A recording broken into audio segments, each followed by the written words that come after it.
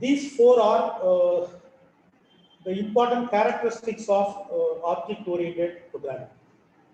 Okay, object-oriented programming. Anybody say what is object? What is object? An object consists of states, behaviors, and initializers. Okay, okay, very good. Okay, very good. It consists of states and behavior. Very good. Any other? An object can be said as physical as well as an like it can be as well as a object can be physical as well as logical entity.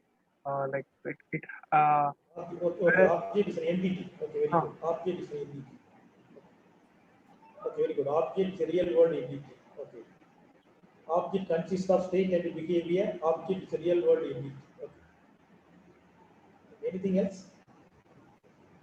object can also have some kind of identity. Okay, object can have some identity. Okay. Okay. Okay. Okay. So, object-oriented programming. Okay. So, what is object? Actually, object is a real-world entity. It represents one particular thing.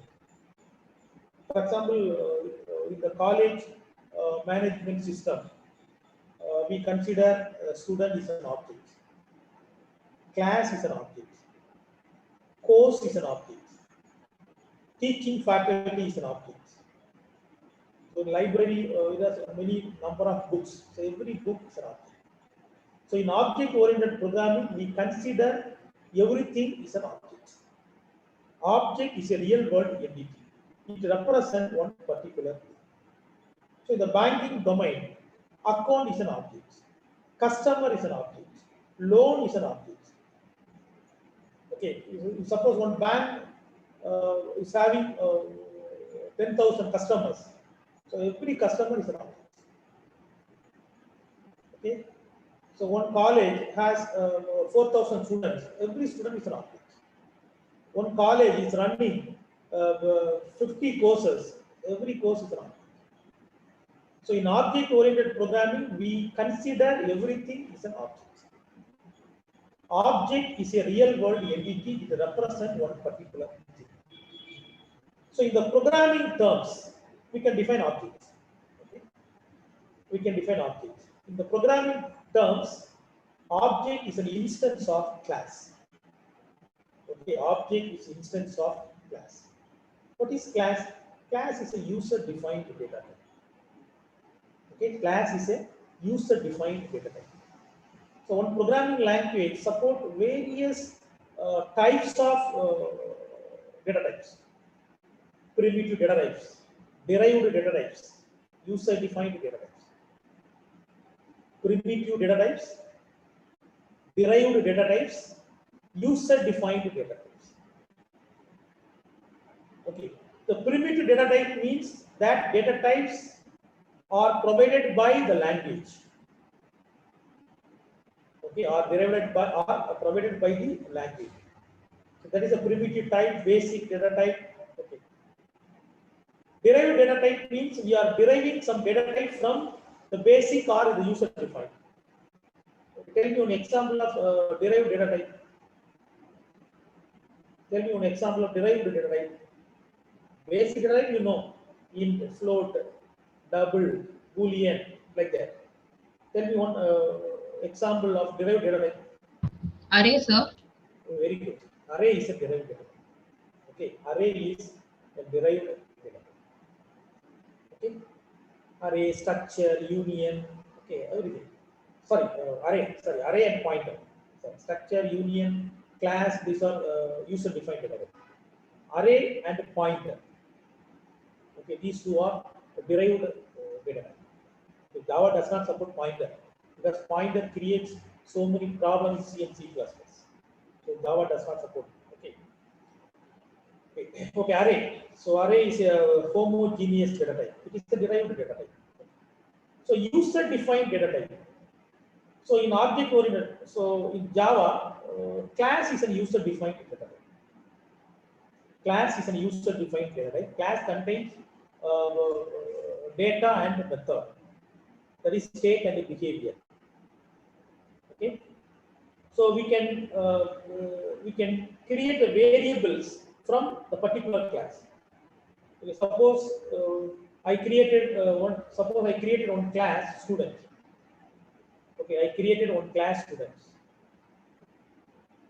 After creating class, I create two objects from this class. That is student S1, S2. Student S1, S2. Here S1, S2 are class variable. Okay, am I correct? S1, S2 are class variable. So that is the declaration, variable declaration. Suppose I am declaring one primitive data type variable. For example, int a semicolon, int a semicolon. This is a declaration statement. A is a variable of type integer. Okay, am I correct? A is a variable of type integer. Okay, so like that, I created class variable. That is student S1, S2 semicolon. Here S1, S2 are class variable of type student. Okay, class variable is an object. Okay, class variable is an object. So here S1 and S2 are objects. Objects are instance of class. So once we create one class, then we can create any number of objects from this class. Okay. So if there is no class, then there is no objects. Okay. So objects are created from the class. Okay. So object is a real world entity. It represents one particular thing. So the four important characteristics of object-oriented programming, because object-oriented programming is at the core of Java. Okay, all Java programs are to at least some extent object-oriented. Okay. So these four important characteristics: abstraction, encapsulation, inheritance, polymorphism. Abstraction means the essential element of an object-oriented programming. Essential element of an object-oriented programming is abstraction. Okay, we can manage the complexity through abstraction. Okay, so the example for abstraction is class. If one language support abstraction means we can create a user-defined data type in that language.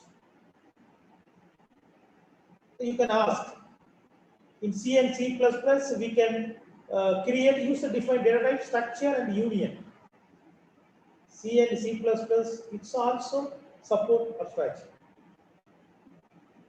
Okay, so abstraction is not only the characteristics of object-oriented programming, it is also the characteristics of structured programming. Okay, but in C and C++, abstraction is in lower level.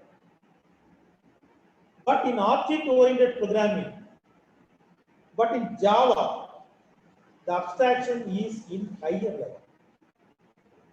Okay, here data hiding is there. Okay, data encapsulation is there. Okay, in C, we cannot hide the data in structure. Okay, here the data is in public, anybody can access. Okay, but in object-oriented programming, abstraction is in higher level. Okay, so if one language supports abstraction, means that we can create user-defined data type in that language. Okay, that is simple meaning of abstraction. Okay, abstraction means the essential element of an object-oriented program. So we are doing some project for banking domain. We need to create some objects. I already told customer, loan, savings account, current account, like that. Okay, then we can define classes.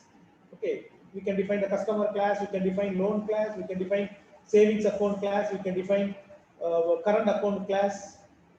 All are possible. Okay, so that is abstraction. Okay. Then encapsulation. So encapsulation means the wrapping up of data and function in a single unit. So encapsulation is a mechanism that binds together code and the data it manipulates. And it keeps both safe from outside inference and misuse. Because data are hidden. We are hiding the data through some keywords. Okay, so how can we hide data in C++? How can we hide data in C++? What keyword C++ provide for hiding the data? Please say anyone.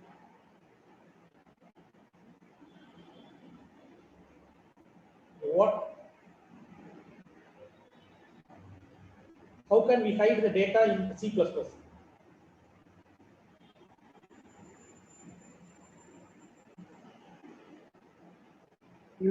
Using classes, for example, we can use a private class. Private section. Okay, private section. Okay, in C++, a class is divided into 3 sections: private section, public section, protected section. So if you declare it variable and method in the private section, it cannot be accessed from outside the class. Okay, so that is data hide. Okay, that is data hide. So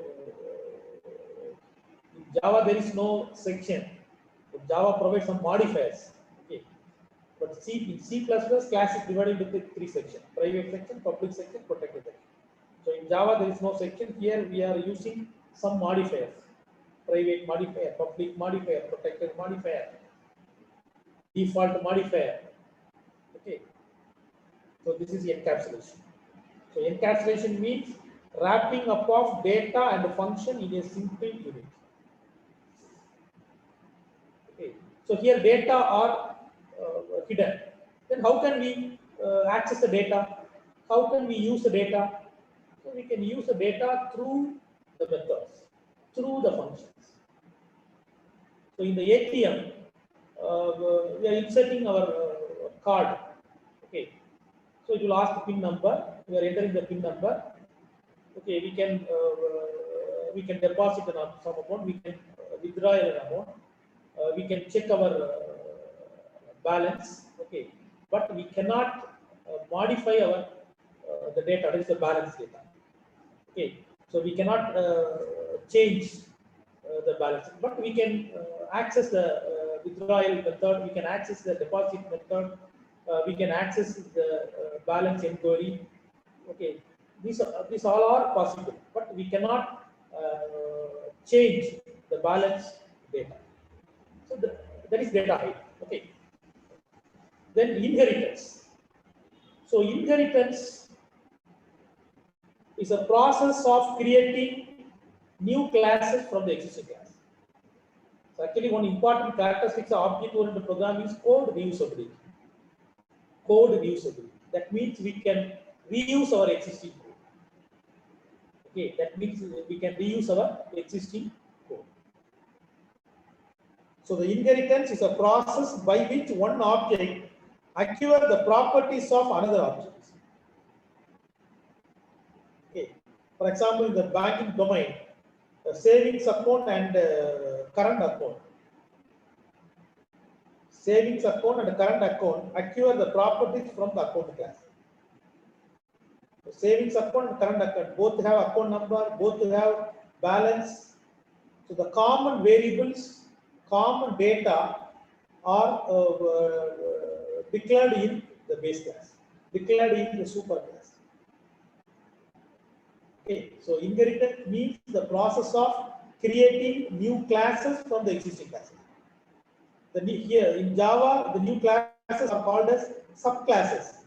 Existing classes are called as superclasses.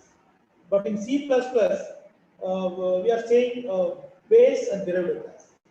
The existing classes are called as base classes. Derivative classes, the new classes are called as derivative classes. Okay. Another last characteristic is polymorphism. Okay, polymorphism. So poly means many. Okay, many morphism. Polymorphism means one thing in more than one form. Polymorphism means one thing in more than one form. Okay. So polymorphism is a feature. It allows one interface to be used for generic class of action. Okay, generic class of action. That is the example for the polymorphism is the example for the polymorphism is method overload. In C++, we are saying function overloading. So we can overload the function with the same name. In C++, we can define more than one function with the same name. Okay, we can define more than one function with the same name. But in C, it is not possible. In C++, it is possible because C++ support object-oriented programming concepts. C++ support polymorphism. C++ support both compile type polymorphism and runtime polymorphism also. Okay, compile time and runtime. Static polymorphism, dynamic polymorphism. Okay, static polymorphism, function overloading. Dynamic polymorphism, virtual function. Virtual function. So here in Java, method overloading is there. So method overloading is an example of polymorphism. Okay. The example for abstraction is class. Example for encapsulation is class. Example for inheritance is super and subclass. Example for polymorphism is method overloading. Okay, we can overload the method with the same name. Okay, but the format is different. Okay, we cannot use the same format. Format must be in different form. But we can use the same method name, that is polymorphism.